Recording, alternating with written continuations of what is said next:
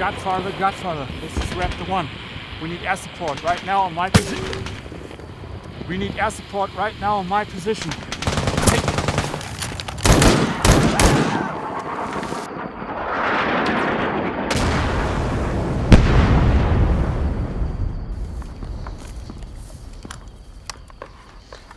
Hallo und herzlich willkommen. Heute wieder ein Video zum Thema Vietnam.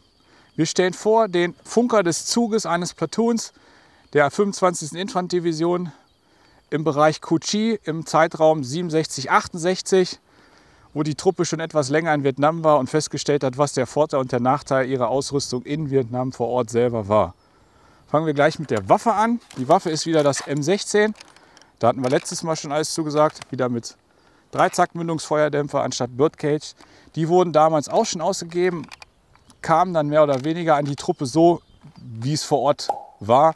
Und dann hat der Funker so eingekriegt oder ein Birdcage, das ist beliebig, so wie das Material verfügbar war. M1-Helm, dieses Mal ist es eine Zweite Weltkriegsvariante zu erkennen, hinten etwas höher. Die wurden auch aufgebraucht in dem Krieg. Die Marines, Army hat die Helme so benutzt, wie sie aus dem Depot kamen. Die Ausrüstung ist wieder die ganz normale Webbing Gear, die ich oberhalb trage. Den kleinen Magazintaschen anstatt den Universal Magazintaschen. Als Funker auch wieder ein Holster, Wasserflaschentaschen, Buttpack. Hier ebenfalls Magazintaschen in der Webbing Gear. Diesmal hat der Funker, um auch im Dunkeln oder in bewaldeten Gebiet Karten zu lesen und besser einzusehen, die Winkeltaschenlampe dabei. Wichtig ist hier, die modernen Winkeltaschenlampen haben hier so einen Griffschutz, nenne ich es mal, dass man nicht so direkt draufpacken kann. Zu der Zeit war das noch nicht vorhanden. Dann das Funkgerät, was der Soldat trägt, wie man hier erkennen kann, ist in diesem Fall das PRC-10, an dem Kartenmaterial und auch Nebelgranaten befestigt sind. Es gab verschiedene Funkgeräte im Vietnamkrieg. Es gab das PRC-10, das PRC-25 und das PRC-72. Hier nochmal von der anderen Seite mit dem Handsprechapparat. Hier kann man es auch noch mal sehen. Die wurden teilweise auch dann noch bei starkem Regenwetter, wenn die Regenzeit war, extra noch in Tüten eingepackt, um den Stecker vor Regen und Nässe zu schützen. Die Uniform ist die zweite Variante der Tropical Combat Uniform. Ist daran zu erkennen, hier jetzt etwas schwieriger, dass Schulterklappen aufgesetzt sind auf die Uniform. Und im Gegensatz zu der ersten Variante sind die Knöpfe versteckt. Die erste Variante hat offene Knöpfe, da würde man die Knöpfe sehen. Des Weiteren, da sich im Krieg schon abgezeichnet hat, wie man hier sieht, sind schon nicht mehr die farbigen Patches aufgenäht.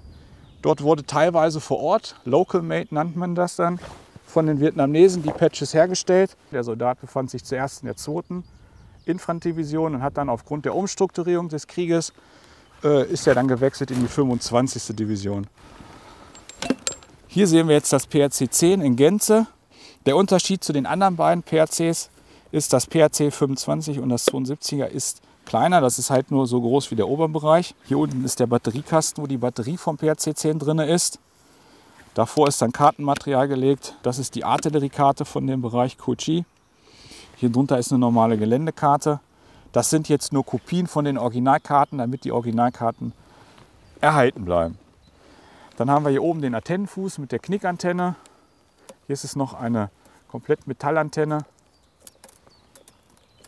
Den Handsprechapparat, der hier festgemacht wird.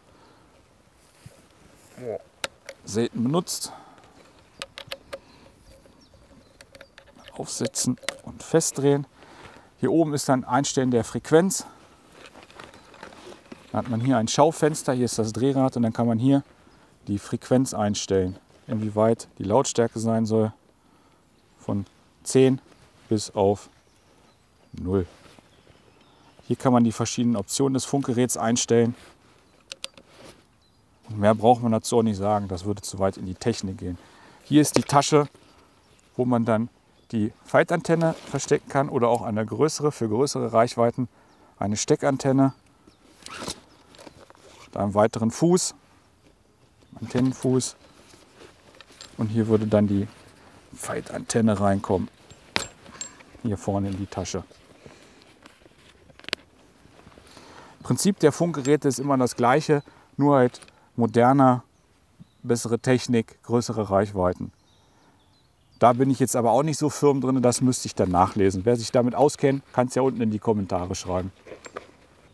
Des Weiteren an dem Funkgerät selber noch sehen wir hier 2 Rauchgranaten. Das sind nachgemachte Rauchgranaten, keine Originalen. Aber so in der Art sahen die auch aus. Die wurden genommen, dann wurde der Splint gezogen und sie wurden dann auf eine Freifläche geworfen, um die Landestelle, die LZ, für die Hubschrauber zu markieren. Oder Einbruchschneisen, Flugschneisen für die Napalmbomber. Das wurde alles mit dem Rauch gemacht. Und hier sieht man jetzt nochmal die Ausrüstung in Gänze. Es ist nur beispielhaft. Es gab mehr, es gab mal weniger. Es kommt dann immer darauf an, auf welcher Mission man sich befand. Und dann bedanke ich mich fürs Zuschauen und wünsche noch einen schönen Tag.